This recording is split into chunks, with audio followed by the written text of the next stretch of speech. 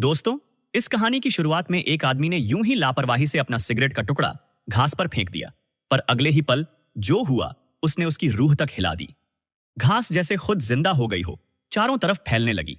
डरते डरते उसने सिगरेट उठाने के लिए हाथ बढ़ाया, लेकिन जैसे ही उसकी उंगलियां मिट्टी को छूती हैं, उसे अजीब सी नमी और ठंडक महसूस होती है। घबराहट में उसने फावड़ा उठाया और मिट्टी खोदनी शुरू कर दी। पर जैसे जैसे जमीन के अंदर का सच सामने आने लगा, उसकी सांसें तेज हो गईं। नीचे कोई आम मिट्टी नहीं थी, बल्कि एक अजीब तरह का नरम और चिपचिपा पदार्थ फैला हुआ था। डर और जिज्ञासा के बीच उसने अपनी पत्नी को आवाज लगाई। दोनों ने मिलकर पूरा बगीचा खोद डाला, पर जो ढूंढ रहे थे वो नहीं मिला। फिर अचानक हवा में एक खौफनाक चीख गूंज उठी। वो आवाज ऐसी थी जैसी उन्होंने जिंदगी में पहले कभी नहीं सुनी थी। टॉम को एहसास हुआ कि कुछ बहुत बड़ा गड़बड़ है। उसने जल्दी से एक सीढ़ी उठाई और छत पर चढ़कर देखने लगा कि आखिर ये आवाज कहां से आ रही है।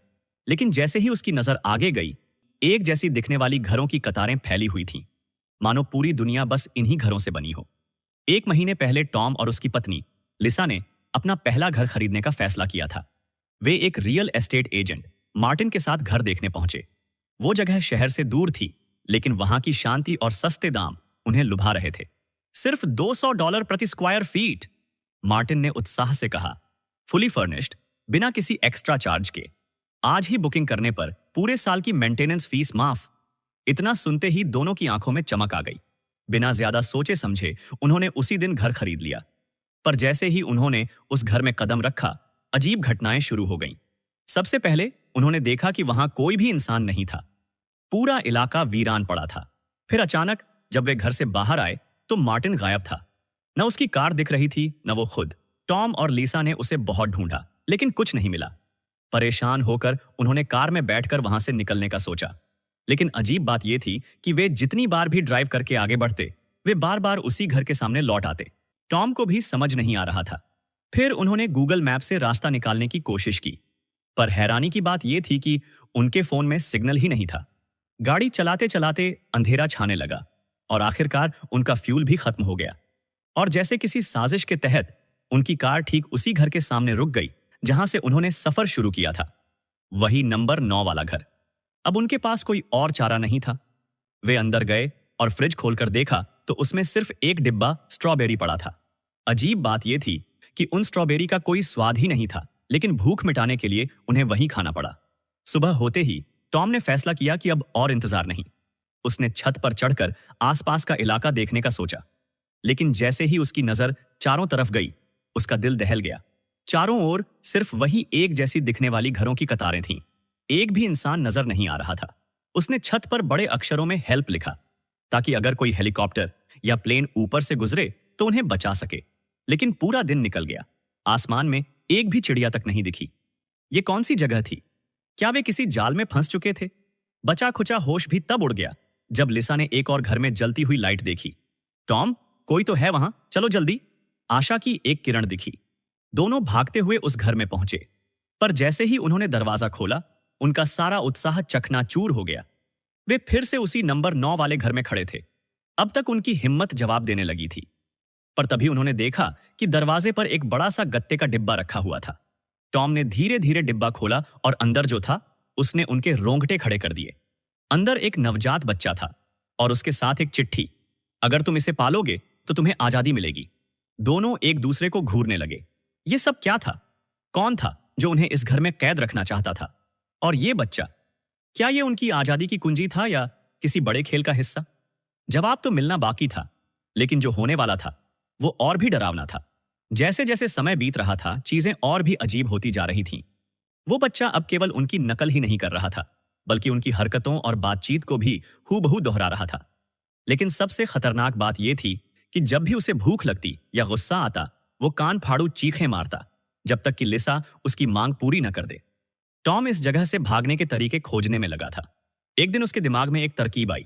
हर रात जब वे अपना कचरा बाहर छोड़ते, अगली सुबह एक नया राशन बॉक्स दरवाजे पर रखा मिलता। अगर वे ये देख पाते कि बॉक्स को बदलने वाला कौन है, तो शायद इस पहेली का हल मिल सकता था। रात भर वे दोनों कचरे के बॉक्स पर नजरें गड़ाए बैठे रहे, लेकिन एक पल की चूक में ही वो बॉक्स बदल चुका था। लीसा हताश होकर घर में चली गई, लेकिन टॉम ने उम्मीद नहीं छोड़ी। इसी दौरान उसने कुछ चौंकाने वाला देखा। उसके सिगरेट का टुकड़ा जैसे ही घास पर गिरा, घास पीछे हटने लगी। यह देखकर टॉम की आंखों में चमक आ गई।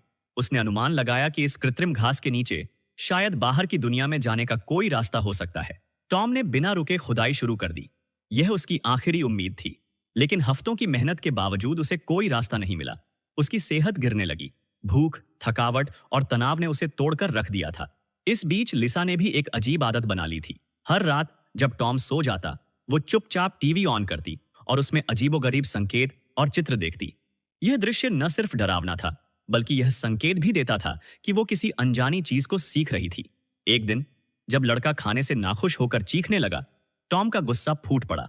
उसने बच्चे को जबरदस्ती उठाकर बाहर खड़ी कार में बंद कर दिया, इस उम्मीद में कि शायद इससे कोई रहस्य उजागर हो जाए। लेकिन लिसा अपने मातृत्व के भाव में बहकर बच्चे को बचाने दौड़ पड़ी और दरवाजा खोल दिया। यह देखकर टॉम पूरी तरह निराश हो गया। उसने लिसा से बात करना तक बंद कर दिया और खुदाई में पूरी तरह डूब गया। अब वो केवल गड्ढे में ही समय बिताने लगा और लिसा, वो उस बच्चे की देखभाल कर रही थी जो अब तेजी से बड़ा हो रहा था। फिर एक दिन लड़का अचानक गायब हो गया। लिसा ने उसे हर जगह ढूंढा, लेकिन कोई सुराग नहीं मिला। लेकिन शाम को लड़का खुद लौट आया। अपने हाथों में एक अजीब सी किताब ली। किताब में जटिल चिन्ह और अजीब काले सफेद चित्र थे जो उसने टीवी पर देखे थे। लिसा ने लड़के से पूछा कि वह कहाँ गया था, लेकिन उसने कुछ भी नहीं बताया। उसने चालाकी से उसे बातचीत में फंसाने की कोशिश की, उसकी नकल करने की आदत को इस्तेमाल करते हुए। पहले लड़के ने उसकी और टॉम की नकल की, लेकिन जैसे ही उसने उस रहस्यमय व्यक्ति की नकल करनी शुरू की, लिसा का खून जम गया। लड़के की आंखें सफेद हो गईं। उसने अजीब सी आवाजें निकालनी शुरू कर दी और उसके गले पर उभरी दो डरावनी गांठें हिलने लगीं।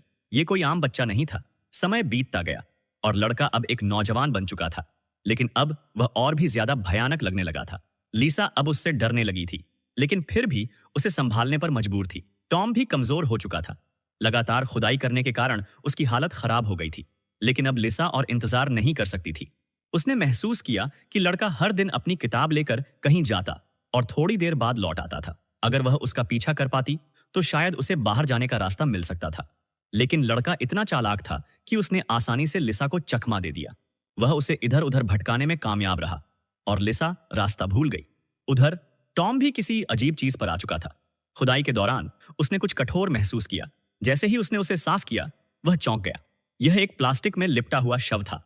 डर के मारे वह बाहर भागा, लेकिन उसका कमजोर शरीर अब और सहन नहीं कर सकता था। वह वहीं सड़क पर गिर पड़ा। लिसा जब वापस लौटी तो उसने देखा कि टॉम जमीन पर बेसुध पड़ा था। लिसा जल्दी से टॉम को कमरे में ले जाना चाहती थी, लेकिन तभी उसने देखा कि उस आदमी ने पहले ही दरवाजे को लॉक कर दिया है। लिसा कितनी भी जोर से चिल्लाई, लेकिन अंदर मौजूद आदमी ने उसकी पुकार को नजरअंदाज कर दिया।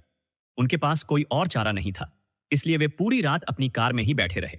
लेकिन इस ठंड और असुविधा के कारण टॉम की तबीयत और बिगड़ गई।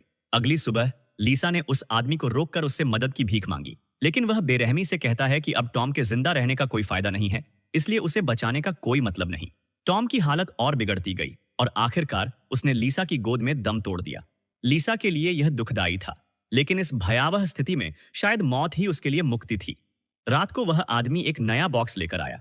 लिसा को लगा कि शायद इसमें कोई दवा होगी, लेकिन जब उसने उसे खोला तो अंदर एक शव को लपेटने वाला बैग निकला। लिसा यह देखकर दहशत में आ गई और अंदर ही अंदर दर्द से चीखने लगी। अब उसे पूरी तरह से एहसास हो गया कि उसकी कोई उम्मीद नहीं बची है। उस आदमी ने टॉम के शव को बैग में डाल दिया, अंदर की हवा खींच ली और फिर उसे उसी गड्ढे में फेंक दिया जिसे टॉम ने खुद खोदा था। लिसा यह सब देखती रही। उसकी आंखों में सिर्फ अकेलापन और असहायता थी। अगले दिन लिसा कार में छुप गई और इंतजार करने लगी कि वह आदमी कब बाहर निकले। जैसे ही वह सड़क पर आया, लिसा ने एक लोहे की रॉड उठाई और चुपके से उसके पीछे जाकर उसके सिर पर जोरदार वार किया। लेकिन यह कोई साधारण इंसान नहीं था। उस पर बस हल्की सी चोट आई और वह अजीब तरह से जमीन पर रेंगने लगा। लिसा ने एक और वार करने की कोशिश की, लेकिन वह अजीब प्राणी जल्दी से सड़क किनारे जाकर जमीन के अंदर घुस गया। लिसा ने जल्दी से अपनी रॉड जमीन में फंसा दी ताकि वह पूरी तरह से अंदर न जा सके। जब उसने नीचे झांका तो देखा कि नीचे एक अलग ही दुनिया थी। बिना किसी झिझक के वह भी नीचे कूद गई और अचानक एक लाल रंग के अजीब कमरे में जा गिरी। यह जगह बिल्कुल उसी 9 नंबर विला की तरह थी जहां वह और टॉम फंसे थे। वहां एक छोटा बच्चा फिर से ब्लैक एंड व्हाइट टीवी देख रहा था, लेकिन इस बार मां की भूमिका में कोई और लड़की थी। यह सब देखकर लिसा हैरान रह गई। वह अब भी कुछ समझ ही रही थी कि अचानक उसका शरीर फिर से गिरने लगा। गिरते हुए उसने देखा कि और भी कई परिवार इस अजीब और डरावने इलाके में फंसे हुए थे। अंततः वह फिर से उसी 9 नंबर विला में पहुंच गई।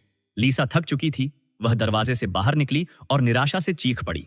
तभी वह आदमी फिर से उसके सामने आ गया, लेकिन इस बार भी उसे कोई चोट नहीं लगी थी। उसने लीसा को भी उसी बैग में डाल दिया और टॉम के खोदे हुए गड्ढे में फेंक दिया। अब वह गड्ढा दोनों के लिए कब्र बन चुका था। वह आदमी बिना किसी भाव के गड्ढे को मिट्टी से भरने लगा और देखते ही देखते वहां फिर से घास उगाई, जैसे कुछ हुआ ही न हो। इसके बाद वह आदमी कार से निकलकर उसी प्रॉपर्टी ऑफिस पहुंचा जहां पहली बार लीसा और टॉम उससे मिले थे। वहां बैठी सेल्स एजेंट मार्टिन अब बूढ़ी हो चुकी थी। उसने अपनी पहचान का बैज उस आदमी को सौंप दिया, जिससे यह साफ हो गया कि उसका काम पूरा हो चुका था। बिना किसी संकोच के उस आदमी ने उसे भी उसी शव बैग में डाल दिया। उसका नंबर लिखकर उसे तह करके एक ड्रॉर में रख दिया। सब कुछ खत्म हो चुका था। दोस्तों, आज की कहानी यहीं समाप्त होती है। वीडियो अच्छा लगा हो तो लाइक करके चैनल को सब्सक्राइब कर देना। धन्यवाद।